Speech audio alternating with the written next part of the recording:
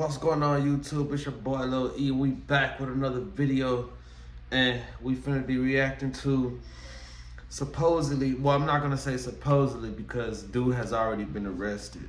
So in Orlando, a teen was stabbed at an apartment complex. Very, very sad, man. I don't know what this world has come to. It's like every time I look up, something is happening to somebody.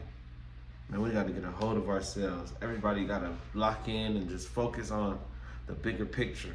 Trying to stay alive and just doing other people good, you know? So, we finna get right into this video. You guys let me know how you like it. If you want me to drop some more videos, go ahead and let me know in the comment section below. Make sure you like, comment, subscribe. Let's go. A 13-year-old girl is now in jail in Orange County. This is such a disturbing story. Rose DeJoux was murdered on the 4th of July. Deputies say the young girl was attacked by the man who was a stranger to her. West 2's Sinai Gebrigedigas is live at the sheriff's office today, and tonight we're learning Rose's family found her in a utility closet. Yeah, just awful. Investigators say she was partially naked, stabbed, and barely alive. It happened at an apartment complex where Rose lived on South Rio Grande Avenue near Holden Avenue. And we're told her family knocked on several doors looking for their girl after she never made it to her friend's home. 28-year-old Jerry Dorismay is facing first-degree murder. He was taken to jail 1 week after he allegedly stabbed a young girl to death. Rose DeJoux was just 13 years old. Rose was senselessly and brutally murdered on July 4th in the apartment complex where she lived. On Friday, we heard from Orange County Sheriff John Mina. He said Rose was heading to her friend's place in another building at the same apartment complex, but she never made it. That was July 4th. Her friend found Rose's cell phone and shoes in the staircase in that apartment building and reached out to Rose's family.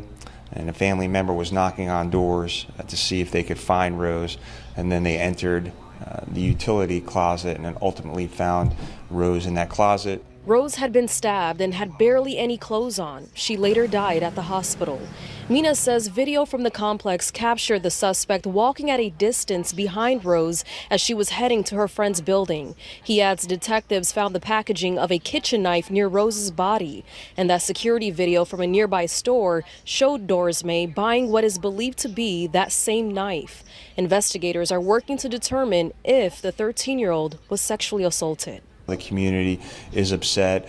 We received many tips about him, and in fact his father also called us to identify him as well. Mina says people have seen the suspect in that area before watching young girls and that he has a criminal record of child abuse. The sheriff's office recently had an encounter with Dorismay after responding to a call about a man holding a knife. Mina says during that response, Dorismay punched deputies, but was ultimately Baker acted and released. Live in Orange County, Sinai Gebrigedigas, West 2 News.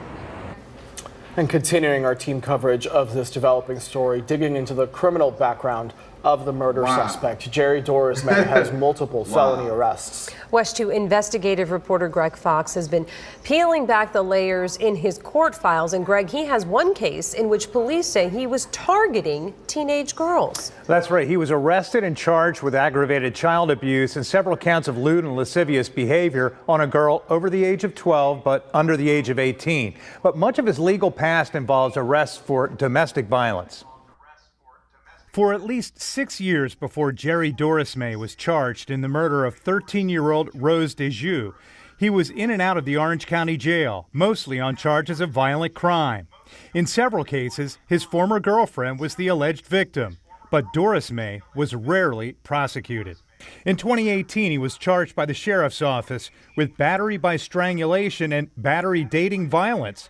His girlfriend told deputies she was unable to breathe, but the state declined to prosecute, filing a no information notice. Just 3 months after that case against Dorismay was cleared, his girlfriend called 911 and told deputies Dorismay grabbed her jacket collar and threw her back with such force that it left a hole in the wall. He also flattened her car tires so she couldn't leave and was arrested for false imprisonment and battery domestic violence. She also told deputies she believes Dorismay suffers from mental illness. Again, the state attorney declined to prosecute and dropped the charges.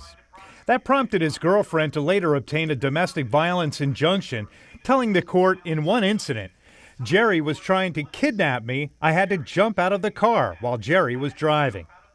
And in 2020, Doris May focused his anger on two teenagers, including the daughter of his then roommate. Orlando police charged him with lewd and lascivious molestation and aggravated battery with a deadly weapon. The girls reported being attacked by Doris May with a piece of bed frame and one being punched in the arm and chest. His roommate's daughter also said Doris May touched her several times over her clothes on her breasts and buttocks and asked her several times to have sex. But Doris May was convicted only of aggravated child abuse and given a 1-year prison sentence. Now, in that last case involving the two teenage girls who said they had to run away from Doris May, that apartment complex was on South Rio Grande Avenue, just 10 blocks north of where Rose's body was found July 4th. Nancy? All right, Greg, thank you. Eye-opening.